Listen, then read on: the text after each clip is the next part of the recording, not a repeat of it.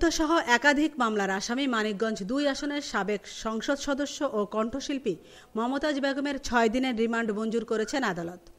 মানিকগঞ্জের senior judicial magistrate আদালত বিচারক মোহাম্মদ আব্দুন নূর এ আদেশ দেন। পুলিশের কড়া নিরাপত্তা বেষ্টনী উপেক্ষা করে মমতাজকে বহনকারী প্রিজন ভ্যানকে লক্ষ্য করে অসংখ্য ডিম ও জুতা নিক্ষেপ করেন উৎসুক জনতা। এর আগে বৃহস্পতিবার সকাল 8:30টায় গাজীপুর জেলার কাশিমপুর কেন্দ্রীয় কারাগার থেকে পুলিশের প্রিজন ভ্যান যোগে মমতাজ বেগমকে মানিকগঞ্জ চিফ জুডিশিয়াল ম্যাজিস্ট্রেট আদালতে আনা হয়। এ সময় মমতাজ বেগমকে বুলেট প্রুফ জ্যাকেট আর হেলমেট পরিধান করে আনা হয়। আদালতের অভ্যন্তরে মমতাজকে এজলাসে তোলার সময় বিএনপিপন্থী আইনজীবীদের সঙ্গে পুলিশের ধস্তাধস্তি হয়।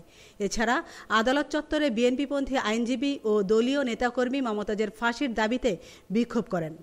বাদীপক্ষের আইনজীবী ছিলেন জেলা আইনজীবী সমিতির সাধারণ সম্পাদক আজাদ হোসেন খান।